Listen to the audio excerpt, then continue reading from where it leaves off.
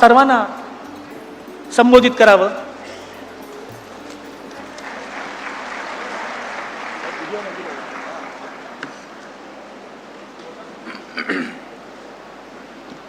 छत्रपती शिवाजी महाराज की जय भवानी।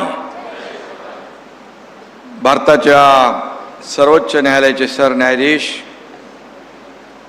आणि महाराष्ट्राचे सुपुत्र माननीय न्यायमूर्ती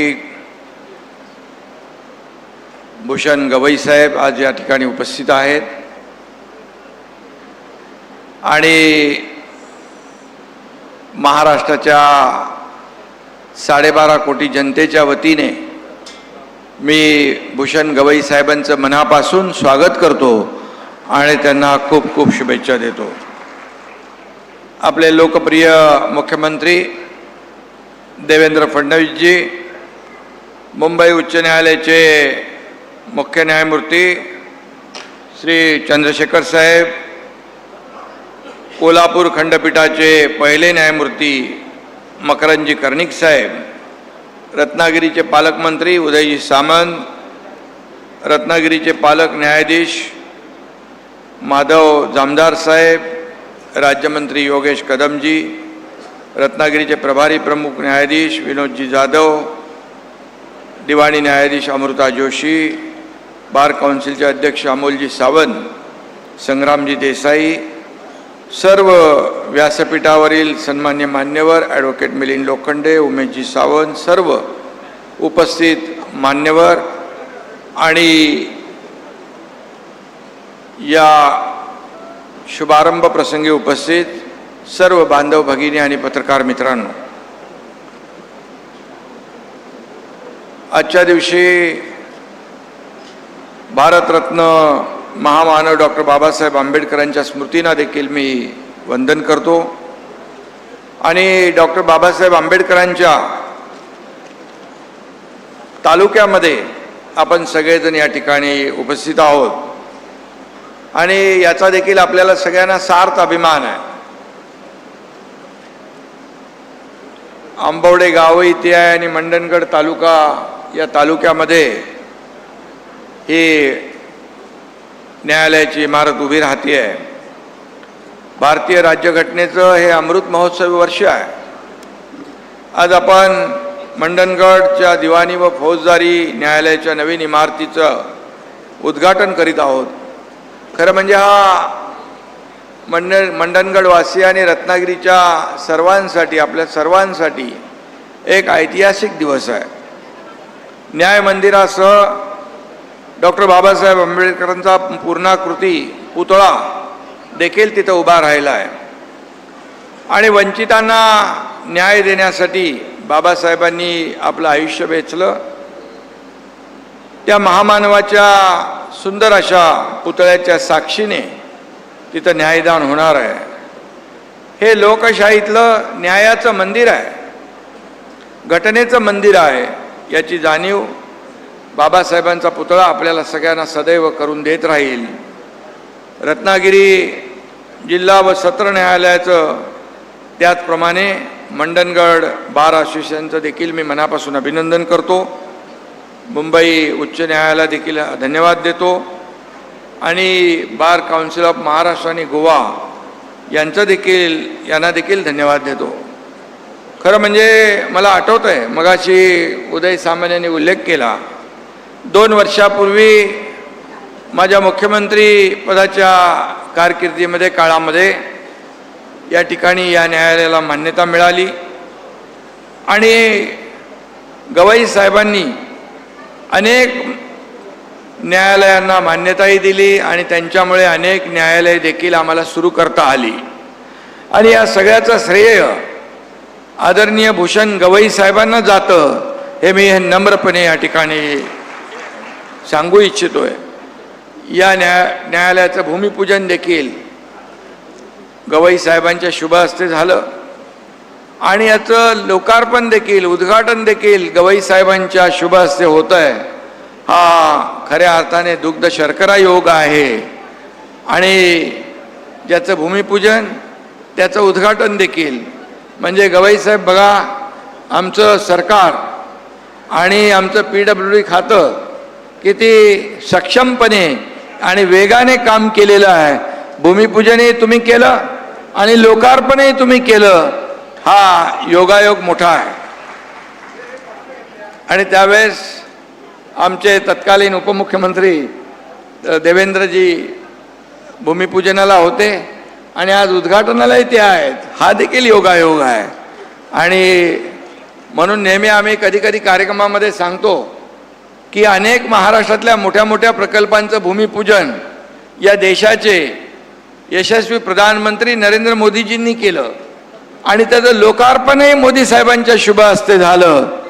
यामध्ये लोकांना मोठा दिलासा मिळतो आणि खऱ्या अर्थाने या विकासामध्ये देखील मोठा हातभार लागतो. आणि म्हणून पालकमंत्री उदय सामंत यांनी देखील स्वतः लक्ष घातलं याच्यामध्ये आणि त्यामुळे त्यांचंही मनापासून मी अभिनंदन करीन. PWDचं, जिल्हाधिकाऱ्यांचं, इतर सर्वांचं. आणि जे कामगार होते म्हणजे भूषण गवई साहेबांचं एवढं बारीक लक्ष आहे की अगदी शेवटचा माणूस, या समाजातला शेवटचा घटक याला न्याय मिळाला पाहिजे असं बाबासाहेबांची संकल्पना होती. तसेच आज व्यासपीठावर कामगारांचं सत्कार भूषण गवई साहेबांच्या हस्ते झाला. हा देखील एक योगायोग आहे. आणि या ठिकाणी निस्पृह आणि निरपेक्ष न्याय सर्वसामान्य माणसापर्यंत पोचला पाहिजे असा विशाल दृष्टिकोन बाळगणारे गवई साहेब आज आपल्यामध्ये उपस्थित आहेत. खऱ्या अर्थाने बाबासाहेबांचे विचार आणि बाबासाहेबांचे वारसदार असं मी त्यांना मानतो.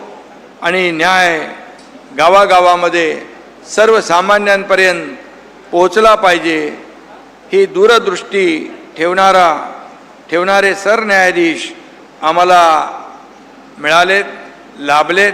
हे आमचं सर्वांचं भाग्य आहे, सर्वांचं भाग्य आहे. आणि ते महाराष्ट्राचे सुपुत्र आहेत, हे आपलं परम भाग्य आहे. आणि याचा देखील सार्थ अभिमान आपल्या सगळ्यांना आहे. एक महाराष्ट्राचा सुपुत्र देशाच्या सरन्यायाधीशपदी जातो आणि या देशभरातल्या शेवटच्या माणसापर्यंत न्याय पोचवण्याचं काम करतो. खरं म्हणजे हे महाराष्ट्राचे सुपुत्र आहे त्याचा तर अभिमानच आहे. परंतु त्यांचा विनम्र स्वभाव, शालीनता आणि जे काही सर्वांना आपलंसं करून घेण्याची जी हातोटी आहे, कोणी त्यांना ओळखीचं दिसलं की त्याला नावाने हाक मारतात, जवळ घेतात. आमच्या मुंबईमध्ये जेव्हा राज्य शासनाच्या वतीने त्यांचा सत्कार केला तेव्हा विधान भवनामध्ये जुने लोक त्यांना भेटले. त्यांच्याबरोबर बोलवलंही, फोटोही काढले, खूप वेळ त्यांनी दिला. असा सर्वसामान्यांमधला अतिशय असामान्य कर्तृत्ववान या ठिकाणी व्यक्तिमत्व आपल्यासमोर आहे उपस्थित. त्यांचं मी मनापासून अभिनंदन करतो. आणि कुठल्याही छोट्या मोठ्या घटनांनी डगमगून न जाता अतिशय स्थिरतेने काम करण्याबाबत त्यांची ख्याती आहे. आणि म्हणूनच ते भारतीय न्यायव्यवस्थेचे भूषण आहेत, याचा देखील आम्हाला अभिमान आहे. शिवाय त्यांचं आडनाव गवई आहे, त्यामुळे कुठल्या मैफलीत कोणता राग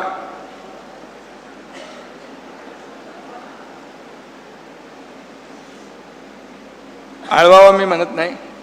आणि म्हणून त्यांना त्यांची नेमकी जाण आहे कधी कुठला निर्णय घ्यायचा. आणि म्हणूनच त्यांची जी काही लोकप्रियता आहे ती आपण पाहतोय. गवई साहेब, या देशातील न्यायप्रिय जनता सदैव तुमच्या सोबत आहे. मला वाटतं गवई साहेबांनी न्यायालयाच्या इमारतीच्या लोकार्पणाची गेल्या 3-4 महिन्यात हॅट्रिक केलेली आहे. गवई साहेबांमुळे मुंबई हायकोर्टाचं कोल्हापूर सर्किट बेंच सुरू झालं. न्यायपालिकेचं नेतृत्व आणि शासनाची इच्छाशक्ती एकत्र आली की न्याय खरोखर लोकांच्या दारी पोचतो हे दाखवून देण्याचं काम केलं आहे. कोल्हापूर सर्किट बेंच, मंडनगड आणि त्याचबरोबर महाड, इतर ठिकाणी देखील अनेक ठिकाणी जी न्यायालय उभी राहिली त्याच्या मागे गवई साहेबांची प्रेरणा आहे. आणि म्हणूनच या ठिकाणी बाबासाहेबांच्या तालुक्यामध्ये ही इमारत देखील उभी राहते. गेल्या अनेक वर्षापासून याची मागणी होती आणि ती मागणी पूर्ण झालेली आहे. आणि म्हणून मी मुख्यमंत्री असताना, आता देवेंद्रजी मुख्यमंत्री आहेत, आम्ही जेव्हा जेव्हा गवईसाहेब आमच्या कॅबिनेटमध्ये कोर्टाचा न्यायालयाचा विषय येतो तेव्हा 1 मिनिट 1 सेकंद देखील आम्ही लावत नाही. ताबडतोब त्याला मंजुरी देतो, मान्यता देतो. कारण शेवटी हा न्याय सर्वसामान्य माणसाला शेवटच्या घटकापर्यंत पोहोचवण्याचं काम ही न्यायालय करत असतात. आणि म्हणून या भावनेने आम्ही कधी कुठेही कधी काटकसर करावी लागते, परंतु तुमच्या न्यायव्यवस्थेच्या न्यायालयाच्या कुठल्याही याच्यामध्ये आम्ही कधीही काटकसर केलेली नाही, करणारही नाही. कारण हे आवश्यक आहे, ते आवश्यक आहे.